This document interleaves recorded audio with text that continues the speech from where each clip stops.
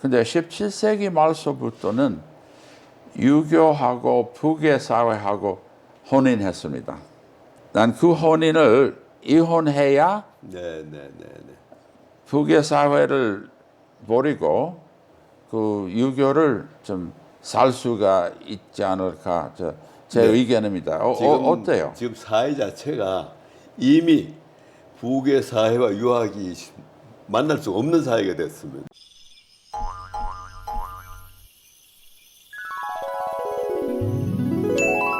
안녕하세요. 여기는 마크 피터슨이에요. 우물파괴 개구리 연구소 겸 오늘 특별한 곳에 와가지고 여기는 국제 태계학 학회입니다. 제가 손님이 되는 내가 손님이 되는 거 잘 모르는데 여기 유명한 교수님이 이광호 교수님 계신데 안녕하십니까? 네, 안녕하십니까? 네, 너무 반갑습니다. 불러주셔서 하여튼 영광스럽고 또 반갑습니다. 예, 저는 영광입니다. 선생님이 연세대학교 교수도 하시고 은퇴는 얼마 됐고 지금 여기 국제 태계학 연구회의 회장님입니까? 국제 태계 학회가 이제 사단 법인으로서 이제 그 태계학 연구원에 이제 소속이고, 저는 보니까 이제 국제 퇴계학회는 활동한 지가 오래됐는데 공부하는 모임이 없는 게 안타까워가지고 좀 공부 좀 하자, 공부 해가지고 공부하는 모임을 만들었습니다. 국제 퇴계학 연구회는 사실 제가 임의로 만든 겁니다. 네, 아주 좋은 일입니다. 선생님이 우리가 얘기를 해보니까 같은 한자 선생님으로부터 한자를 배웠다고 들었는데 한문 선생님이 성재 선생님, 낙합주이라고인데 선생님도 그분 밑에도 공부하셨다고요? 예, 낙합주 쌤께 배운 게 제가 고전 번역을 해서 공부한 게 75년에서 79년까지 했는데 그 당시 한 1년 배웠습니다. 네, 아주 대단한 분이에요. 네. 그 사건을 좀 얘기할까요? 우리가 아까 준비하는 동안에 얘기는 했지만 내가 낙합주로부터 배울 때 그분은 사서삼경을 다 외우셨다고 좀 제가 놀랐습니다. 어느 날 우리가 같이 실록을 읽고 있었습니다. 나는 역사 제 박사학위 논문 관계로 실록을 읽었는데 실록에는 왕하고 대화잖아요. 또 사실은 실록은 어느 정도 조금 단순합니다. 대화하니까.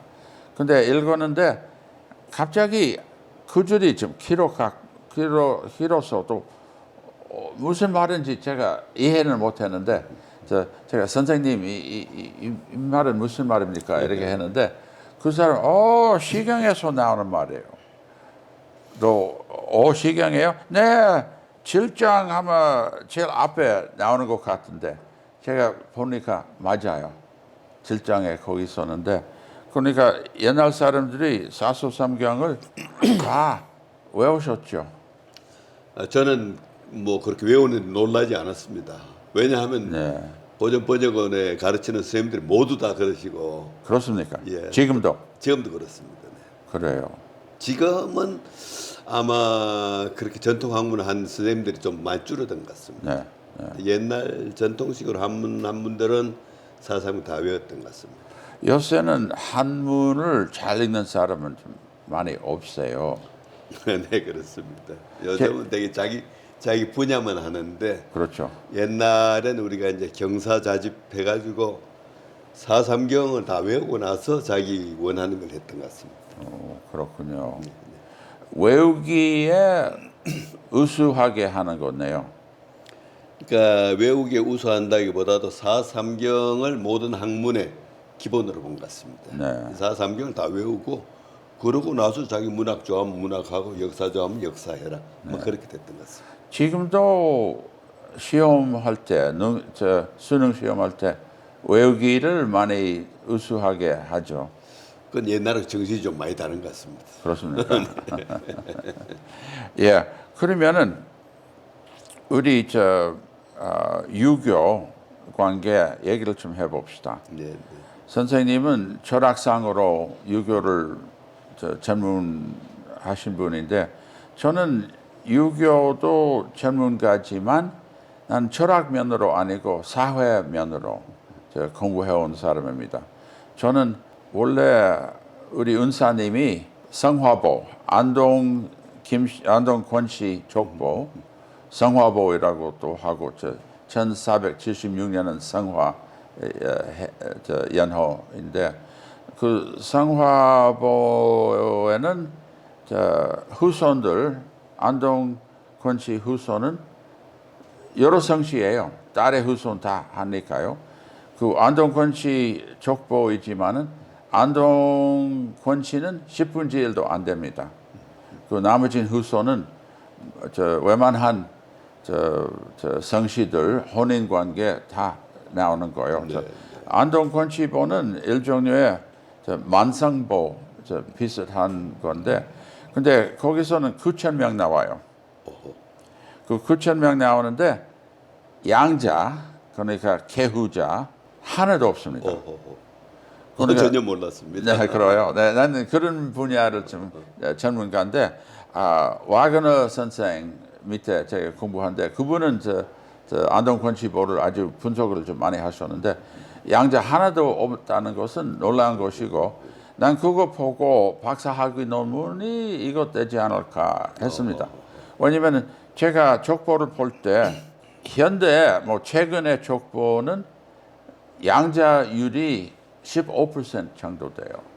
많다는 거예요. 입양된 사람들 같은 집안에 네. 또 양자보다도 계후자라고 좀 하는데 성균관에 규장각에 계후 등록이라는 거 있습니다. 네. 계후 등록은 계후자 신청한 사람의 예조에 기록한 거예요. 네.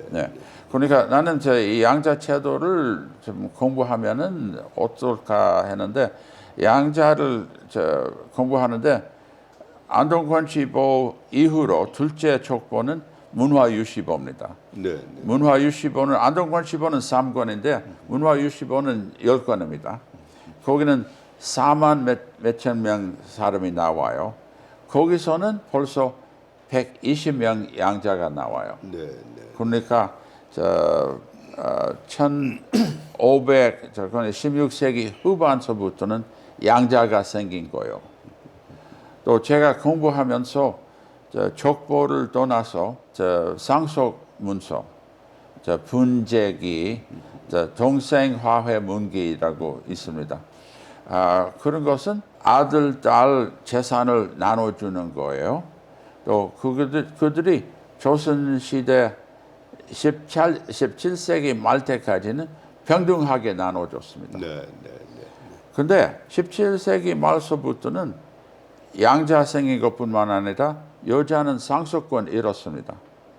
또한 재산은 윤행으로 해왔다가는 17세기 말서부터는 한 유명한 문서가 1666년짜리는 지금부터 딸은 윤행에 참여는 안 하겠다 한 거예요. 그것 때문에 재산을 안 드리기로 합니다. 이렇게 분재기에 소문에 나오는 글인데 그러니까 17세기 말서는 사회 편동이 있었어요. 또한 그 편동한 가운데는 중요한 것이 결혼법. 조선 초기는 장가가는 사람도 있고 시집가는 사람도 있어요. 이렇게 하는 건데 이거 모두 17세기 들어오면서는 부계 사회 생긴 거예요. 근데 제 보기에는 부계 사회에 있기 전에 한 1000년, 1200년 동안 한국에는 유교가 평등한 사회 속에 유교가 있었다고 제 결론이 내는 거예요. 제 박사학위 논문에는. 그러니까 나는 유교라고 하면은 나는 이렇게 사회면으로 공부하는 사람입니다. 예, 피터슨 교수님이 아마 그 좋은 관점이라고 봅니다. 왜냐하면은 우리가 유교가 이제 오랜 시간 동안 우리가 이제 사회 이제 지도 그 이념으로 되면서 이게 오래되면은 자꾸 이렇게 힘이 있는 사람은 자꾸 자기한테 편하게 자꾸 만든단 말이죠. 이제 공자맹자 시대 같으면은 사실 이제 공자맹자 학자의 지위가 왕이나 제후보다도 낮지 않았거든요. 그러니까 이제 한대가 돼가지고 그 유교 독존천을 한다면서 그때부터 이제 유교를 이제 그 왕을 위한 걸로 의용사상을 자꾸 만들어 가니까 그러니까 권위주의 사상이 자꾸 이렇게 심해지고 권위주의 사상이 되면은 힘 있는 사람의 자꾸 짐이 실리고 이제 왕 뭐 또 이제 집안을 지만 가부장 네. 뭐 이런 것들이 그 권위주의 사회로 가는 길이고 아마 우리가 조선조도 이제 유학이 오래 오면서 이 권위주의 사회 논리가 유학 속에 많이 들어가지 않았나 이렇게 생각해 볼 수 있을 것 같습니다. 저는요, 북의 사회를 좀 분석하는데 일반 사회에서는 북의 사회 있기 전에 목의 사회 있었다 생각한 사람 많은데 틀립니다. 북의 사회 있기 전에 양계 사회가 있었습니다. 평등 사회가. 평등이라는 말은 조금 어색한데 왜냐면은 정치면에 평등치 않아요. 남자는 어디까지나 권력을 정치의 권력이 있는데 근데 그 외에 사회면으로 여자들이 상당히 힘이 있었어요. 경제상으로 자기 상속으로 얻은 땅과 노비들 재산은 있었으니까요. 그러니까 북의 사회에 있기 전에 평등 사회에 있는 건데 그 평균 사회에서는 시집 가는 사람이 유리하면은 시집 가고 장가 가는 사람이 유리하면은 장가도 가고 그러니까 율곡 선생 있잖아요. 율곡 선생은 신사임당 집에서 태어났잖아요. 그 아버지가 이원수이라는 사람의 율곡의 아버지는 신명화의 딸 신사임당하고 혼인을 했는데 강릉 가서 살았다가 재미있는 게 율곡 선생이 오축혼에 그 집에서 태어났지 않습니까? 그 오축혼은 신씨 집입니다. 근데 제가 연구를 해보니까 그 신씨는 그 집을 지은 것이 아니에요. 그 신씨는 그 엄마가 여주 이씨로부터 얻었습니다.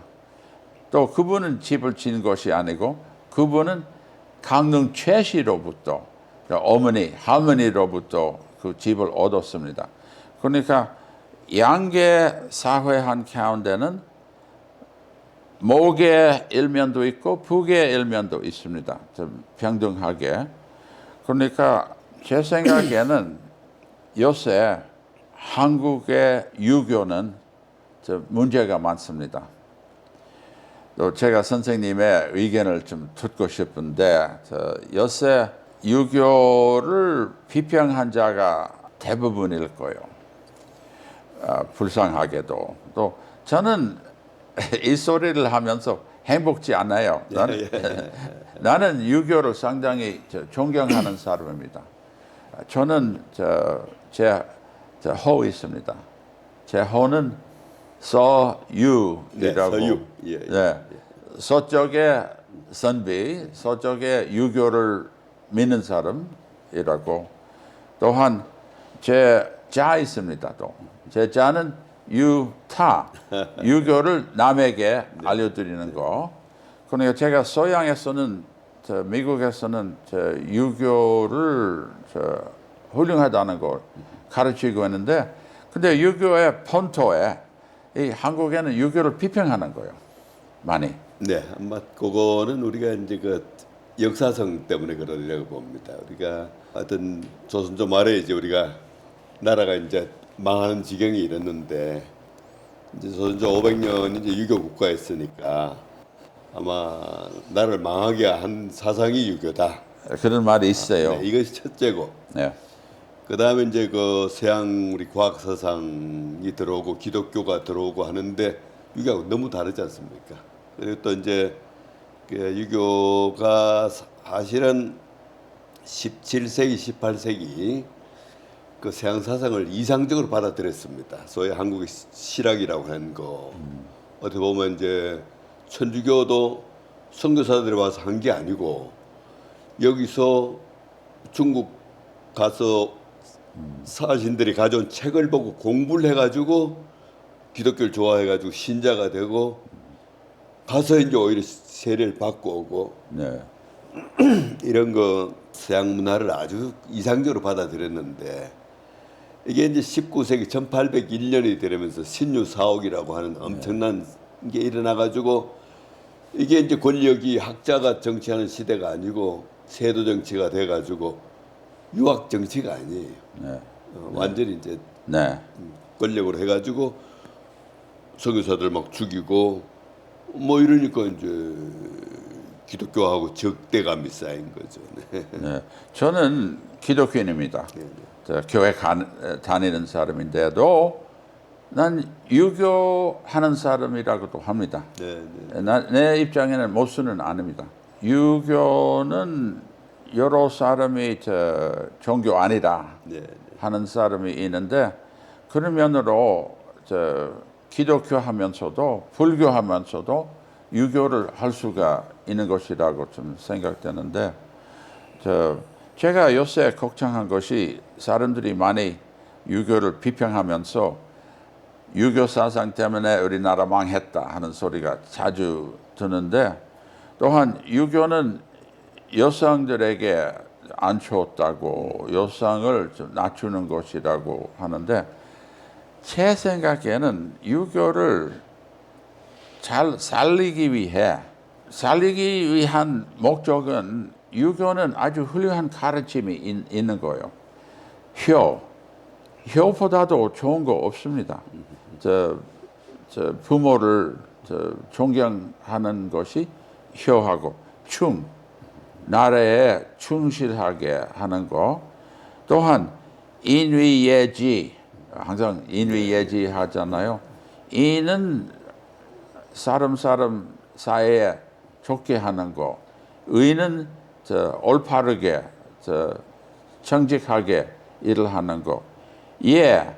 윗사람을 존경하고 또 공부하는 사람을 인정하고 또 얘는 인사법 뭐 이런 거 여러 가지 예도 있고 또 맹자 노노 제일 앞에 공부보다도 즐거운 거 없다 하잖아요. 이것은 한국의 기본입니다. 한국은 공부하는 나라라고 좀 생각하는데 그러니까 여러 가지로 또 인위예지 시인이라고 또 하잖아요. 유교는 시인도 서로 믿음직한 일을 하시는 거 좀 좋아요. 그러니까 학교에서는 도덕 시간 있잖아요. 도덕 시간은 주로 뭐 불교 일부, 기독교 일부, 근데 대부분은 유교 사상 있지 않습니까?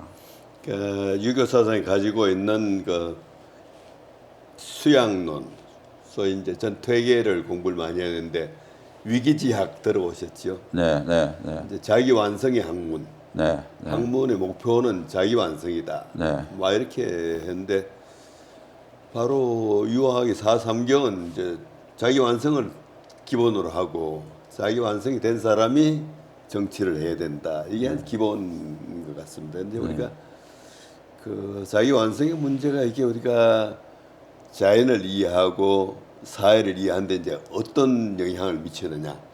어떻게 보면은 이제 현대 사회는 이제 과학의 시대고 과학의 시대는 대상적인 것에 대한 이제 인식의 포인트가 맞춰져 있는데 자기 완성을 하다 보니까 자기 완성을 하려면 마음이 굉장히 중요하고 인간 내면 세계가 중요하고 아마 이런 것들이 아마 현대인들이 필요로 하는 그래요. 이제 그런 거 하고 자꾸 이제 맞아 들어가지 않나 뭐 이런 생각을 이제 하게 됩니다. 저는 유교를 버리면 저 사회 혼동이 좀 생길 거예요. 저 유교 때문에 사회의 질서, 사회의 바탕 있는 것이라고 생각하는데 아까 마음이라고 하신데 저 불교에서도 마음의 중심으로 네. 하잖아요. 그러니까 일치한 점이 좀 여러 개 있는데 저는 저 유교를 중요하다고 생각하는데 제 생각에는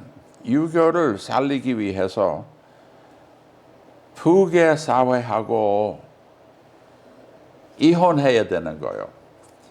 제 생각에는 유교는 한국에 1200년 동안 한국에는 유교를 공부해왔고 또 벌써 과거 제도도 시작도 했고 고려 초기 그러니까 7년 동안 과거 제도를 하면서 공부해오면서 근데 17세기 말서부터는 유교하고 북의 사회하고 혼인했습니다.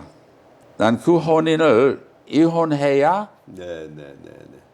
북의 사회를 버리고 그 유교를 좀 살 수가 있지 않을까 제 의견입니다. 어때요? 지금 사회 자체가 이미 북의 사회와 유학이 만날 수 없는 사회가 됐습니다. 네, 이제는 뭐 애를 하나밖에 안 낳고 네, 심지어 안 놓기도 하고 네, 그러니까 집에 이제 아들 하나 있는 집도 많고 딸 하나 있는 집도 많고 하기 때문에 부계라고 하는 게 불가능한 사회가 됐기 때문에 지금에 와서는 뭐 유학이 부계 사회와 이혼해야 된다 하는 그런 말조차도 필요 없는 사회가 되지 않나 싶습니다. 네. 지금에 와서는 제가 보기에는 이제 인간 완성의 학문이라고 할 경우에 보면은 대학에서 나오는 명덕, 대학에서는 이제 명덕에서부터 시작하고 중용에서는 천명에서부터 시작하고 논어는 인을 중심으로 하고 맹자는 의를 중심으로 하고 이런 우리가 이제 그 유학이 중시하는 가치 개념들 또 이 가치 개념의 근원이 되는 마음의 문제 이 또 마음의 근원이 되는 하늘의 문제 이런 문제들에 대한 우리가 뭔가 새로운 그 밝힘을 통해서 과학이 가지고 있는 약점 이런 걸 우리가 보완해 줄 수 있지 않나 뭐 이런 생각을 하고 저는 그 이제 그 노벨 물리학 상반 닐스 보어라는 사람 그 상보성 원리로 노벨 물리학 상반 덴마크의 물리학자 그부 전그 제가 그 동양 철학과 현대 과학 사상 강의를 오래 했습니다. 그리고 그 양자의 학자들의 이제 그 이론에 관심이 많습니다. 근데 그 닐스 보어 같은 분은 상보성 원리로 노벨상을 받았는데 그분이 제일 좋아한 게 태극기였습니다. 아 그래요? 당신이 생각하는 바로 자연의 질서를 자연의 진리를 가장 잘 드러내고 있는 것이 태극기다. 태극이다. 그래가지고 그 덤에 가서 이제 노벨상을 받으면은 기적 자기를 주는데 기적 자기에다가 이제 그 문양을 택하게 돼 있어요. 저분은 태극 문양을 여기다가 걸고 했었습니까? 네. 받았습니다. 어, 그리고 거기다 플러스 하나 넣었습니다. 대립적인 것은 상보적이다. 이 대한민국 제일 필요한 거예요. 대한민국이 지금 그래요. 막 태극기 전에 보면은 원은 하나인데 안엔 대립이지 않습니까? 네. 근데 대립된 게 사실은 뿌리는 하나다. 이거거든. 하나의 뿌리에서 음과 양이 나왔고 하나의 뿌리에서 대립적이 나왔기 때문에 둘이 상보적인 거예요. 너무 싸우면 안 되는 거예요. 서로 인정하면 싸워요. 그래서 전 뭐 그런 면 중시합니다. 유학에서 이제 철학적으로 바로 이제 그 뭔가 상대적인 것이 포용되는 하나 이것이 유학이 가진 철학적 진리라고 보고 바로 현대가 필요한 게 그런 철학이 필요한 게 아닌가 이런 생각합니다. 아까 완성되려고 다시 말하면은 사람되려고 하는 소리가 있잖아요. 네. 우리 학교에 난 유타주 브리그엄 영 대학교 한 사람인데 우리 같이 교수하는 사람이 저 한국분, 네. 한국 언어 가르치는 분인데 지금 돌아가셨지만 이호남이라고 해요. 같은 호자입니다. 호랑이 호자입니다. 네. 예, 이호남이라는 친구 계신데 우리 학교에 일주일에 한 번씩 이화대학교 같으면은 채플 시간 네. 있어요. 있는데 학생 모두 화요일 11시 다른 수업 없이 다 같이 모이자 하는 거예요. 또 그거 저 교회적인 말씀도 하고 사회적인 말씀도 하고 또 유명한 사람들이 오고 갑니다. 그 전에 국상 외무부 장관 같은 분들 좀 와 있었어요. 한병춘 대사님도 한 번 오셨어요. 네, 그 시간에. 근데 총장님이 다 모이자. 교수, 학생 다 모이자 해요. 근데 나는 바쁜 사람이고 방송이 있어요. 방송. 내 사무실에 방송 듣게 좀 하기로 했습니다. 근데 어느 날 아주 훌륭한 사람이 오시니까 난 직접 가려고. 또 이호남 선생, 항상 가는 거 알아요. 그 상당히 순종적이다 한 사람인데, 그러니까 난 그날에 같이 가보자. 난 이번에 갈 테니까. 그래서 같이 가는데 제가 선생님 매주 가시는 거 하시죠? 네, 매주 가요. 내가 왜 갑니까? 그분은 총장님의 말 듣고 순종한다고 난 기대했는데 그 사람 아니라고. 그 사람이 왜 가냐면은 사람 떼려고. 난 아주 심장마비야 그 소리를 듣고. 예, 이것은 재미있는 게 미국 철학하고 한국 철학하고 천지차예요. 미국서는 Declaration of Independence, 독립선언서부터는 모든 인간은 똑같다. 다 인정하는 거예요. 다 인간이다. 근데 우리 동양에서는 사람 되려고 아직 사람 안 되는 존재가 있을 수가 있는데 이거 모순이 돼요. 완전히. 그래도 뭐 모순 없이 사는 사람 어디 있습니까? 이런 거 이해해야 되는 거예요. 그러니까 이호남 그 친구가 사람 되려고 하는 소리를 듣고 아주 깊이 감동을 느꼈습니다. 이것은 바로 유교잖아요. 그렇습니다. 그렇죠? 그렇습니다. 네. 그러니까 이 동아시아는 이제 영원한 진리가 있는데 영원한 진리가 저 멀리 있는 게 아니고 신앙의 대상이 아니고 네. 우리 속에 있는 거예요. 그래요. 그게 바로 인간의 본성이에요. 네. 인간의 본성은 영원한 진리가 우리에게 들어와 있는 거다. 그러니까 모든 인간에게 다 있는 것이다. 저는 그래서 민주주의를 좋아하는데 현대 와서는 그야말로 이제 이기주의에 기초한 민주주의가 아니고 인간의 본성에 기초한 민주주의로 아마 새로 이론이 정립되면 얼마나 좋을까 이런 생각을 합니다. 그러니까 모든 인간의 본성이 있다는 걸 서로 인정하고 존중하고 그걸 위해서 각자 노력하고 그러면 유교적 사회가 그런 사회가 아닌가 싶습니다. 아까 이미 마음속에 있는 것이 불교예요. 불교는 부처님 어디 계십니까? 여기 계십니다. 하는 소리 좀 비슷해요. 그러니까 불교 노장 유학이 같은 거는 이제 노장은 이 속에 신선이 있고 불교는 이 속에 부처가 있고 유학은 이쪽에 이제 하늘이 있고. 그렇구나. 그렇습니다. 다 있는데 저기 아까 부계 사회를 버리고 가족 제도는 아기를 하나만 낳고 하시는데 이것도 한국 사회 문제 하나입니다. 그 생산율이라고 하는 말이 있습니까? 아기를 낳는 율이. 예. 출산율. 출산율. 예. 우리 한국은 세계적으로 1등 하는 거 좋아하는데 세계율이 제일 낮은 것은 1등입니다. 네. 이거 좋은 거 아닙니다. 좋은 거 아닙니다. 좋은 거 아니죠. 근데 한국에서는 지금 사회에서는 다 안 좋다고 인정하면서도 가는 방향을 말이 없습니다. 네. 제 생각에는 유교는 어디 가지나 북의 사회를 떠나서도 가족 제도예요. 저 유교는. 그렇습니다. 저 아버지의 효 하는 거. 근데 자식 없으면 효가 없잖아요. 그럼. 그렇죠? 예. 그러니까 제 권유한 것이 유교 조직상으로 여러분 결혼을 합시다. 여러분 이기적인 물질적인 사고방식을 가지지 말자. 혼인한 가운데는 또 기쁨이 또 커요. 네. 또 혼인한 가운데 기쁨이 더 큰 것이 자식 난 것이 더 기뻐요. 나는 지금 할아버지입니다. 나는 좀 아기를 좀 늦게 했는데 우리가 아기를 못 낳습니다.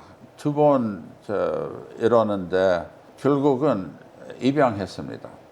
한국에 계집애를 그러셨군요. 2명을 입양했는데 둘 다 이제 결혼을 했고 네. 완전히 미국인이에요. 네. 난 한국에 7, 8번 데리고 왔지만 공부하게 그들이 자존심이 한국인인 줄 알고 그런데 한국말도 언어 실력은 없어요. 둘 다 언어 실력 없고 한국말 못하는데 근데 자기는 한국 사람인 줄 알고 한국 음식도 좋아하고 네. 집에서 한국 음식도 하고 둘 다 백인하고 결혼했습니다. 근데 둘 다 아들 하나 딸 하나 있습니다. 난 할아버지 어이구, 네. 손자 있는 거 선생님도 손녀 저는 아들 둘인데 또 손자도 아들만 둘이에요. 아 그래요. 아주 옛날 스타일인데 요새는 계집애도 좋다고 하잖아요. 계집애 더 좋다고 하는데 안 못 넣는 거 어쩝니까? 하여튼 내가 할아버지로서 저 자식을 저 손자를 그렇게 즐거운 것이 또 없습니다. 아주 즐거워요. 그러니까 제가 한국 친구 여러분 보고 결혼 안 한 사람은 결혼하시오. 그것 좀 기쁨이 또 기쁩니다. 네. 그러니까 유교 단체가 유교하는 기관이 사회에서는 사회를 위해 철학뿐만 아니라 행실을 시키는 거 있잖아요. 네. 가족 제도, 우리 한국 가족 제도는 세계에서는 모범적이었다가 네. 지금 제일 안 좋은 모범을 하시는데 바꿔야 되지 않습니까? 예. 우리가 이제 막 사회가 너무 급하게 그냥 자본주의에 기초해 가지고 막 발달하다 보니까 그래요. 이게 뭐 빈부차가 너무 크고 집값이 너무 비싸고 거의 새로운 살림을 꾸리는 걸 다 두려워하는 거예요. 네. 또 결혼해도 네. 애 놓으려면 드는 돈을 때문에 막 두려워하고. 그 문제예요. 돈. 예. 아까 잘 잡았는데 우리 한국 사회에서는 너무 물질적인 너무 거 돈 있잖아요. 중심이에요. 근데 유교 사상도 물질적에 살지 말자 하는 거 있잖아요. 또 그러면 유교야말로 뭐. 그렇죠? 예. 또 한국에 뭐 보면 집이 네. 난 며칠 전에 일본 갔다 왔어요. 네. 오사카조, 마츠모토조 이렇게 큰 집이 있는데 일본에 한국에는 아무리 웬만한 사람이 있어도 99간 집 이상 못한다 네. 하는 거 있잖아요. 그래요. 그러니까 전통적으로 한국 문화가 너무 물질적인 생활을 하지 마라 하는 거잖아요. 그러니까 지금도 그 소리를 어디서 나올까 하는데 불교에서는 그런 소리 해도 되고 기독교에서는 그런 소리 해도 되고 유교에서도 그런 소리를 해야 된다고 좀 생각됩니다. 유교가 가지고 있는 그 인간 중심의 문화, 가치 중심의 문화 이게 이제 정치와 교육에 영향을 미쳐야 되는데 지금 정치 교육이 여기서 완전히 떠나버려 가지고 교육은 입시만 하고 정치는 뭐 권력만 잡으려고 하고 막 그러다 보니까 이 공동화 가치가 어떤 국민들의 공동화된 것 같은 텅 비게 된 아마 이런 게 현대사를 굉장히 어렵게 만들지 않나 싶습니다. 그래서 몇 년 전에 그 9개 서원을 유네스코 지정했지 않습니까? 네, 했어요. 네. 그러게 이제 유교에 대한 굉장히 그 인정이죠. 힘이 되고 네. 최근에 공주에는 그 아까 말씀하셨던 잠깐 유교문화진흥원이라고 하는 생기고 해가지고 유교에 대한 뭐 새로운 관심이 좀 상당히 높아지고 있는 것 같습니다. 저는 서원이라는 데가 아주 좋아해요. 아주 여러 서원도 방문도 했고 옥산 서원에 제일 많이 갔었습니다. 아이고, 네. 또 저기 양동 마을에 네, 아주 사람을 저 총선 좀 제가 잘 알고 거기 많이 가는데 또한 저 논산에 저 한국 저 유교 문화 진흥원 예. 생겼잖아요. 거기 다녀왔습니까? 네, 그때는 저 10월 달에 네. 저 학술회 있었어요. 국제 학술회. 난 거기 가가지고 그들이 나를 명예 대사님을 어휴. 좀 해줬어요. 저 발령장도 주었습니다. 저 명예 대사, 명예 명예 대사, 제사.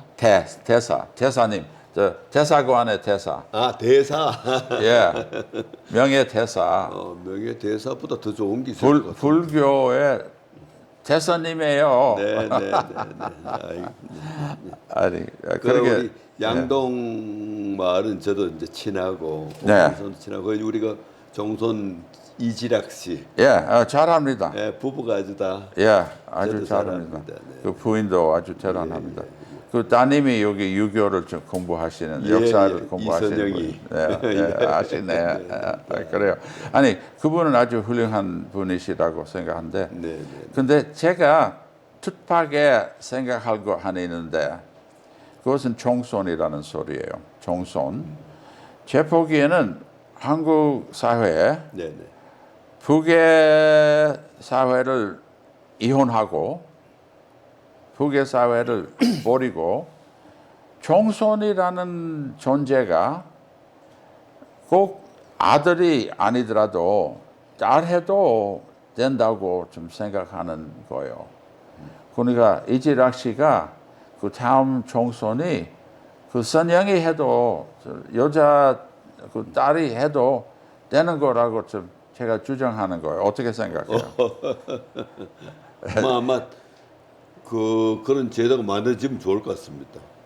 안 그러면 지금 이제 다 손이 끊어지게 생겼는데. 그래요. 그렇죠. 그래요. 여러 집에 아들도 없고 네. 또 충분히 입양할 아들도 아까 계후자 제도라고 그 선생님 환자뿐이네 그러고 보니까. 예. 저 또한 한국 유교 사회 네. 생각한다면은 족보의 중요성 하지 않습니까? 제 보기에는 북의 사회를 떠나서 족보를 그 자체도 바꿔야 되지 않을까 생각해요. 어떤 생각이냐면은 한 가지는 서양서 족보를 한다면은 양족 부모를 다 이렇게 계산한 거예요. 양족에. 네. 한국에 옛날에는 팔고조도이라는 거 있었어요. 그러니까 고조 할아버지 8명 이 약도 있는 거예요. 한국에 그거 꽤 있었어요. 그 전에는.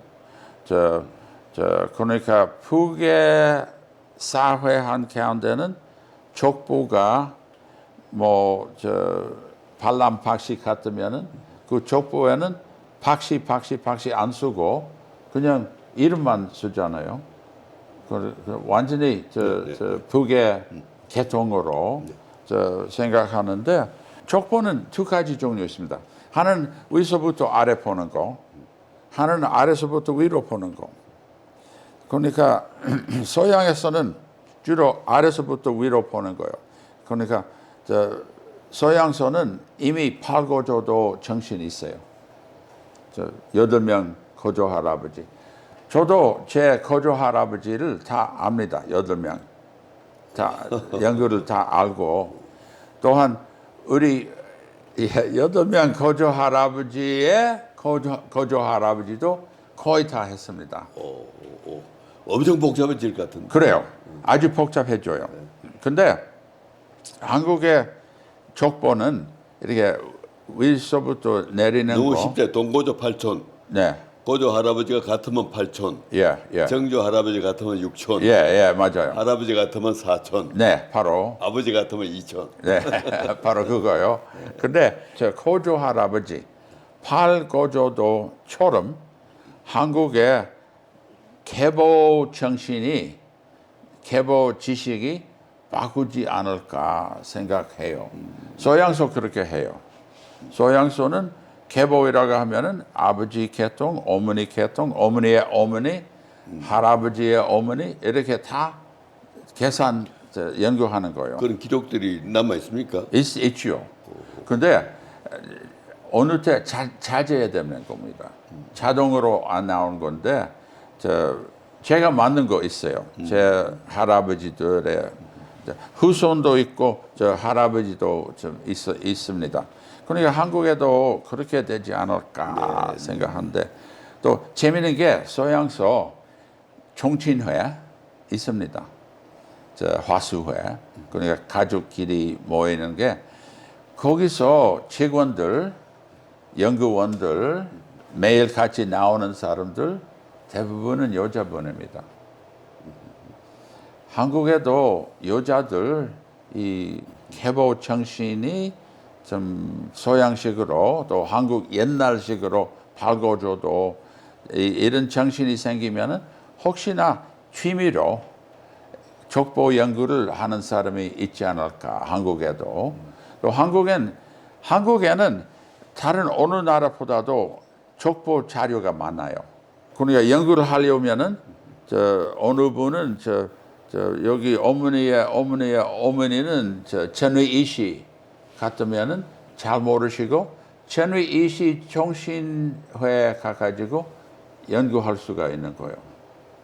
그러니까 그런 거 앞으로 되지 않을까 좀 생각해요. 제가 보기에는 뭐 앞으로 족보 같은 것이 이제 그렇게 중시하는 사회가 안 될 것 같고 해가지고 저는 이제 그런 쪽에는 사실 크게 관심이 없고 이제 유학이 가지고 있는 정신 중에 가장 중요한 게 뭐냐 하는 거를 저는 사실 이제 많이 생각하는데 옛날 주자가 이제 백록동 수원을 만들었지 않습니까? 했죠. 예. 백록동 수원을 만들었을 때 그 두 가지가 있었어요.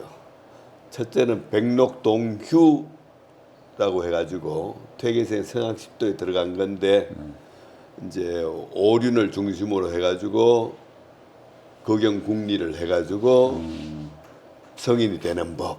네. 이 방법이 하나 있었고 네. 그다음에 또 하나 방법은 경가의 우리가 그 유학에서 가장 중요한 게 이제 경의직내 의방위 해가지고 모든 서원이나 뭐 이런 데 가면 되게 현판에 있죠. 경의 없는 데 없습니다. 네. 인자도 하고. 네. 그래서 경의를 함께 세운다. 경의 해립, 경과 의를 함께 세운다고 하는 것이 하나고. 그다음에 이제 그 밝을 명자와 정성성자 이 두 가지를 양진 두 가지를 발전시킨다. 이게 이제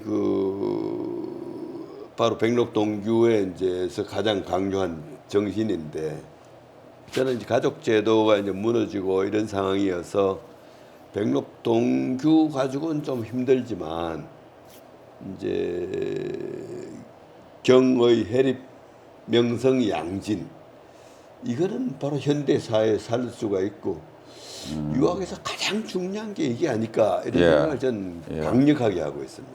아주 좋은 말씀입니다. 우리 유교는 여러 방면 있잖아요. 그 살 수 있는 방면을 사람에게 가치관 있는 방면을 좀 잘해야 되는 것이라고 생각해요. 그래서 그걸 조금 더 설명을 드리면은 사람들이 막 퇴계생이 늘 제일 중요한 게 경이다. 뭐 공자도 사실 논어 속에서 경이 많이 나오거든요. 자로가 이제 공자한테 군자가 뭐 하는 사람입니까? 그러니까 경으로 자기를 닦는 사람이지. 네. 그러니까 자르고 에이 군자 뭐 그 정도밖에 안 되나요? 하고 다시 물었어. 에이 군자 그 정도 뽑니까? 하니까 숙이 아닌 경으로 자기를 수양해서 남을 편안하게 하는 사람이야. 그래도 만족 못해 자루가. 에이 그 정도 보입니까? 하니까 숙이 안 백성이다. 경으로 자기를 수양해가지고 모든 백성을 다 편안하게 한다. 이 정도는 옛날 우리가 존경하는 요순 임금도 잘 못해서 걱정하던 거야. 하니까 이제 자루가 이제 답을 질문을 끝났어요. 아하. 그러니까 이제 유학의 수양론이라고 하는 게 이게 그냥 머리로 하는 수양론이 아니고 바로 인간 존재론과 관련되고 해가지고 숙이 경을 오래 하면은 사람이 변하는 거예요. 그래가지고 경을 얘기하고 또 하나는 의. 이제 경은 이제 자기 마음을 항상 이렇게 마음이 주인되는 상태로 이렇게 유지하는 거고, 의는 상황 속에서 어떻게 하는 것이 마땅하냐를 생각해가지고 판단해가지고 행동하는 거고. 그래서 경과 의를 이제 수양의 두 기둥을 했는데 이 두 기둥을 공부를 하면은 결과가 명가성을 나타나는 거예요. 네. 결과가 사람이 자꾸 밝아지는 거예요. 네. 네. 의를 자꾸 어떻게 하는 거 옳은 걸 자꾸 하면은 마음이 밝아지고 사태도 잘 인식하게 되고 해가지고 밝아지는 거예요. 그 다음에 경을 오래 하면은 어떻게 되느냐? 사람이 성으로 자꾸 가, 진실하는 대로. 그래서 진실한 마음과 밝은 마음이 이게 자꾸 진척이 되면은 인간이 완성이 되고 중요한 거는 자연의 진리와 하나가 된다. 아주 좋은 말씀. 천인아빌. 네. 제가 하나 질문이 있어요. 난 태계학을 좀 공부는 많이 못했는데 조금 했는데 태계 선생, 율곡 선생 완벽한 유교 사회는 살지는 않았다고 할 수 있습니다. 완벽하다는 유교 사회는 저 북의 사회라고 생각해도 우리가 지금 북의 사회 말고 하지만 북의 사회 아닌 평등 사회에 살면서 율곡 선생, 태계 선생이 자기 철학 어떻게 됐었어요? 사회를 인정했었어요? 아니면 사회를 좀 자꾸 바꿔야 된다고 생각했었어요? 기본으로 그 당시만 해도 이제 고려 시대로부터 넘어온 지 그렇게 오래 안 됐으니까 그래서 아마 어떤 유교 사회를 좀 더 확립하려는 쪽 경향이 강했지 않나 싶고 그래서 아마 두 분이 돌아가시고 한 100년 지나면 이제 가부장제가 이제 확립이 되고 한데 두 분이 어쨌든 막 그 유학의 본정신을 얘기했으니까 유학의 본정신은 이제 사실 가부장제 정신이 많이 실려 있기 때문에 근데 안 됐었죠 그 당시에. 되진 않았습니다. 네, 평등으로. 네. 율곡 선생이 적자가 없었어요. 저 소자만 계셨는데 그 소자를 저 적자로 올라가는 걸 좀 해봤는데, 근데 인정을 그렇게 받지는 않았었죠. 지금도 인정이 안 되는 것 같습니다. 그래요. 나는 옛날에 학생 때 율곡 선생을 알고 여기 성균관에 가는데 율곡 선생의 후손을 만나고 싶다고 했는데 그들이 소자라 이렇게 하는 소리가 좀 했는데 그런 자별이 너무 심해요. 그럼 율곡 선생한테 입후를 안 하셨어요, 그죠? 네. 양자를 안 들으셨어요. 네. 저기 가끔 가다가 조선시대에도 유명한 소자가 나와요. 며칠 전에 어제 한 친구가 태산이 높다 하되 하늘 아래 메이로다 하는 시조를 하신 분이 있는데 그 시조를 지는 사람이 양사온이라는 사람이에요. 그분은 소자예요. 그러니까 우리 한국 전통 문화에 이것은 유교의 탓인가 좀 너무 소자를 이렇게 그럼요. 차별하는 거. 어떤 조선시대 서자 차별이 조선시대 발전을 못하게 한 큰 요인이 되는 거죠. 예. 저 규사이라는 책이 있습니다. 규사이라는 책은 규자는 해바라기 규자입니다. 사는 역사사자. 그 규사이라는 것이 저 왕한테 글을 올라가는 거예요. 저 소자를 인정해 주십사 하는 거예요. 왕이 올라갈 때마다 그 소자들 모아서 이름 다 작성했습니다. 한국에 옛날에 민주주의 있는 것이 많아요. 이렇게 제한한 것은 여러 사람이 사인하는 거 꽤 있습니다. 뭐 만인소, 네, 만 명이 한꺼번에 쌓이는 예, 그런 거 있죠. 맞습니다. 예, 그러니까 그것은 한국의 민주주의가 어떻게 발달이 됐냐면은 역사에 깊이 있다고 좀 생각해요. 그것도 그리고 그 세종대왕 같은 분이 집현전 만드시고 경련 네, 조선시대 그 집현전 만들어 가지고 왕과 신하가 함께 이제 토론하는 문화. 그 기록이 경련으로 남아 있는데 그 세종 때부터 시작해 가지고 조선조 말까지 어마어마한 자료가 남아 있습니다. 예. 이게 그 양이 실록 정도 됩니다. 그래요. 한국에는 잘 모르는 지금 생각 못하는데 글자 양을 계산하면은 중국보다도 많아요. 숫자. 글자. 근데 책이 많다는 소리예요. 유식한 사람 많다는 소리죠. 네. 하여튼 조선조는 하여튼 기록의 시대였던 것 같습니다. 어마어마한 기록 뭐. 그래요. 한국은 분명히 교육의 나라예요. 예. 선비의 나라예요. 그러니까 제가 유튜브 채널 하는 데는 가끔 가다가 유교를 비평하는 자가 좀 많아요. 유교를 여러 면으로 비평하는 건데 선비까지 비평을 해요. 네, 이해가 안 가요. 선비를 어떻게 비평할까? 선비는 아주 훌륭한 존재, 훌륭한 모범이라고 좀 생각되지 않습니까? 그래도 현대 사회에서는 우리 유교 좋아하는 사람들이 좀 어려워요. 이제 제가 좀 이제 앞으로 발언을 좀 높여야겠습니다. 예. 우리 유교는 좋은 면으로 일단 북의 사회를 이혼하면서도 가족 제도를 강화시키는 거. 또 여러 면으로 유교는 인위예지 뭐 여러 가지 좋은 철학을 특별히 어린 아이들에게 학교에서는 좀 도덕 시간에 많이 가르쳐야 되는 거예요. 그러니까 지금 이제 가정 문화 얘기 말씀하시니까 이제 유학에 이제 아까 제가 의라고 했지 않습니까? 그러니까 되게 이제 우리가 그 마음만 중시한 것이 아니고 관계 속에서 이제 어떻게 하는 것이 좋은 거냐, 어떻게 하는 것이 마땅하냐, 어떻게 하는 것이 선하냐. 그러니까 관계 속에서 답을 얻어가면서 사는 거를 이게 학문 세계 시스템 속에 들어가 있지 않습니까? 그러니까 이제 유학이 불교나 노장을 비판할 때는 이제 그런 의의가 없다고 비판을 하거든요. 유학은 이제 인만 강조한 것이 아니고 그 인이라고 하는 것이 관계 속에서 실현이 돼야 된다.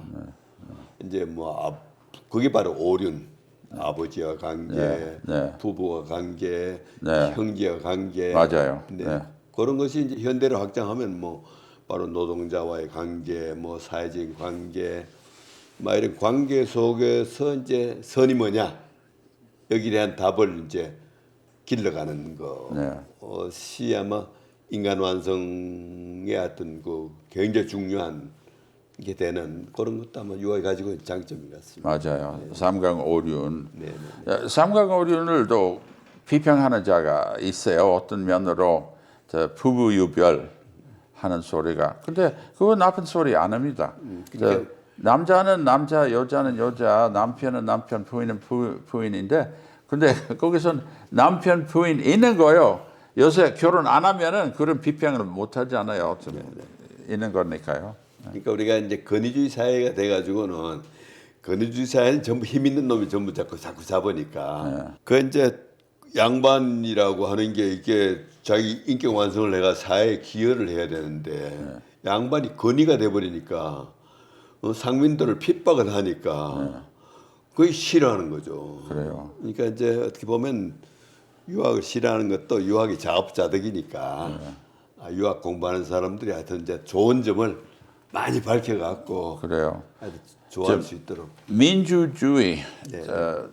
사람은 똑같이 하는 것이도 유교하고 대립은 한 거 아닙니다. 아닙니다. 그러니까 유학이 아까도 말씀드렸죠. 유학이 유학인 거는 도라고 하는 것이 가능하려면은 네, 모든 인간이 같은 마음이 있다고 하는 인정이 돼야 되거든요. 네, 네, 그러니까 유학은 모든 인간에게 같은 마음이 있는데 그래서 누구나 다 성인이 될 수 있고 네. 바로 그 같은 마음을 실현하는 노력이 수양이란 말이죠. 유교는 모두 군자 예. 하라고 군자 되도록 아까 우리 친구 이훈남 사람 되려고 그러니까 우리 속에 두 가지 마음이 있는데 하나는 같은 마음, 예. 그건 하늘 마음이고 예. 다른 마음이 있는데 네, 요 몸이 생기면서 생긴 마음. 네, 몸은 이제 여기 나한테 갇혀가지고 있으니까 내가 먹어야지 배가 부르고 내가 가져야 되고 이 몸이란 말이지. 네, 바로 몸의 질서에 따른 마음과 하늘 질서에 따른 마음이 누구나 다 함께 가지고 있는데 하늘 마음을 자 기르고 몸의 마음은 좀 다스리고 욕심 네네네 없도록. 네네네 그게 유학이죠 뭐. 욕심은 어디 종교나 봐도 네. 문제죠. 네, 그 욕심을 하지 않도록. 마지막으로 제가 의견을 좀 듣고 싶은데 제 생각에는 유교는 교회라고 생각합니다. 제가 이미 제 유튜브에 해놨는데 아니라고 철학이라 하는 사람이 있는데 근데 왜 교회라고 생각하냐면은 제 생각에는 세계 문화, 세계 종교를 공부한다면은 보통 유교는 5 큰 세계 종교에 들어갑니다. 유교, 불교, 기독교, 이슬람교, 힌두교 제일 큰 거예요. 5개인데 그러니까 우물파개 개구리가 나 같은 사람 외국서 본다면은 유교는 교이다 한 거요. 교회는 아니더라도 또한 종교이라는 말 있잖아요. 종교. 그러니까 어떤 사람은 유교는 종교 아니다 하는 소리가 난 모순이라고 생각합니다. 왜냐면은 종교, 종자는 할아버지 종자 아닙니까? 모든 교회 가운데 기독교는 예수님 우리 할아버지 아닌가요? 또 불교는 부처님은 할아버지가 아니에요. 또 이슬람은 모하메드 우리 할아버지가 아니에요. 또 힌두는 좀 잘 모르는데 저기 유교만 할아버지를 존경하는 거예요. 행사 있으면은 제사 있잖아요. 할아버지를 생각하는 거. 그냥 종교 할아버지의 가르침. 그러니까 종교 중에서는 제일 종교되는 것이 유교입니다. 그러니까 제 생각에는 유교는 여기 유도회라고 해요. 유도회. 그 교이라고 안 쓰려고 유도, 길도자. 근데 유도회 하면은 일본의 가라테하고 좀 혼돈되잖아요. 또한 우리가 아까 유학이라고 했는데 유학도 좀 괜찮은데 근데 유학이라는 말은 해외 공부하는 거예요. 예. 또한 유림이라는 말이 있는데 나는 유도, 유림, 유학보다도 유교는 그냥 유교라고 좀 하자 하는 거예요. 좀 어디서나 가르침이 있다고. 근데 어떤 사람이 아니 유교는 신이 없다, 하느님이 없다 하는 소리가 있는데 근데 세계 종교를 공부한다면은 이런 분석도 있어요. 지금 세상 이 세상에 종교 있고 다음 세상에 종교 있다. 불교는 다음 세상, 기독교는 현 세상과 다음 세상을 생각하는 거예요. 주로 유교는 이치상을 좀 생각하는데도 조상되면은 다음 세상에 되는 거잖아요. 또 다음 세상에 갈 때는 제사도 받고. 그러니까 제 생각에는 유도, 유학 피하지 말고 유교다 좀 합시다 한 것으로 좀 생각한 거예요. 어떻게 생각하세요? 예, 뭐 이제 중국에 강유이라고 하는 사람이 이제 그 유교 운동을 했고 조선 말에도 이제 유교 운동한 사람들이 이병헌이라든지 몇 사람들이 있습니다. 네, 네. 이제 저 경우에는 사실은 이제 그 학을 더 중시하는 입장입니다. 왜냐하면은 이제 유학은 교학 사상이라고 봅니다. 묘학에도 가르칠 교자하고 그 배울 학자하고 한자 어원이 같습니다. 그렇죠. 예. 옆에도 여기 뭐 하나 붙인 게 그냥 가르치기 조자가 돼가지고 유학은 이제 하늘 진리를 이제 목표로 하고 하는데도 아마 어떤 사상보다도 가장 그 학을 중시한 박학, 신문, 신사, 명변, 독행 이걸 통해 성인이 될 수가 있고 성이 되면 이제 천인합일에 도달될 수가 있다고 해가지고 유학이 아마 좀 가장 그 어떻게 보면 독특성 장점이라고 하면은 학문을 통해서 형이상학의 진리에 도달할 수 있다. 네. 공작 하학 상달이다. 뭐 이렇게 하고 해서 저는 고민을 오히려 중시하는 편입니다. 그래서 우리가 유학의 이론을 가르치는 입장에서 보면은 교가 되고 배우는 입장에서 보면 학이 되고. 학이 되고. 네. 그래서 학과 교가 이제 하나로 이제 된 사상이 유학이 아니냐. 그리고 현대 같으면 우리가 이제 과학이 워낙 발달해 가지고 믿으라 해서 안 믿는단 말이죠. 그래가지고 이제 신앙이 안 되는 시대란 말이죠. 학문을 통해서 진리를 증명해야 되는데 바로 유학이야말로 이 시대 학문을 통해서 형이상학을 증명할 수 있는 게 전 유학이라고 보고 있습니다. 그래서 이제 우리가 피터스 교수님과 좀 더 사귀면은 제가 머지않아 어떤 유학의 진리를 보여드리고 싶습니다. 그래요. 난 또 공부하고 싶어요. 제가 유교이라고 해도 다른 종교하고 대립된 것이 아니라고 나와 같은 존재로 기독교 하면서도 유교한다 이렇게 대립한 거 아니고 아우르는 것이다. 또 아까 우리 종손이라고 이지락 선생이라고 하는데 부인이 어머님이 불교해요. 예. 네, 어느 때 제가 방문할 때 어머니 방에 와서 여기 만달라 있었어요. 그러니까 제가 물어봤어. 여기 유교의 중심인데 어떻게 엄마가 불교하느냐? 괜찮다고 했었어요. 그러니까 그런 면으로 이 대립 없이 싸움 없이 잘 어울리는 거 좀 좋다고 좀 생각하는 거예요. 유불선은 뭐 하나로 잘 어울렸던 것 같습니다. 예, 그래요. 잘 어울려요. 아이고, 오늘 우리가 재미있는 얘기를 좀 많이 했는데 남는 거 있을까요? 우리 하실 말씀 있을까요? 저는 뭐 앞으로 유교적 진리가 밝혀지지 않으면은 인류의 평화가 오기 힘들다고 봅니다. 그러니까 지금 최근에 제가 보고 있는 것이 내면 소통, 김주환이라는 무슨 내면 소통이라는 책을 보고 있고 뇌과학이 발달해 가지고 인간의 내면 세계가 엄청나게 복잡하다는 게 밝혀지고 있지 않습니까? 근데 이걸 이 사람들이 막 물질적으로 설명하니까 굉장히 힘들어요. 근데 동아시아 유학하는 사람들은 경을 딱 하면은 마음이 하나이기 때문에 내면 세계가 하나이기 때문에 경을 하면 내면 세계 저절로 질서가 잡혀요. 근데 이제 그걸 막 지금 이제 물질적으로 이해하면서 그걸 설명하려니까 어마어마하게 복잡한 것 같아요. 그러니까 우리 동아시아는 자연, 저절로 그런 거. 이 자연, 우주 자연이라고 하는 건 저절로 그런 자연의 세계는 자연이 되는 이법을 가지고 있고 그런 자연이 되는 이법이 만든 것이 바로 이제 현상 세계인데 현상 세계는 다 분리돼 있단 말이죠.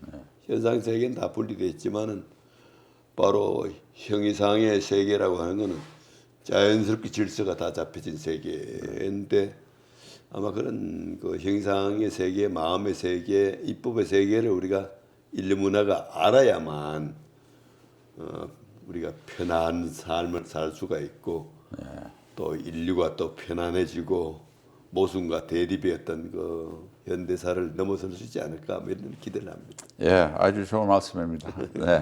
오늘 모처럼 제가 여기 올 수 있는 것 아주 영광이라고 생각하고 아주 재미있는 토론을 좀 했는데 너무 감사합니다. 아이고 전 뭐 너무나 감사하고 영광입니다. 저는 영광입니다. 다음 기회에서 만납시다. 그래요.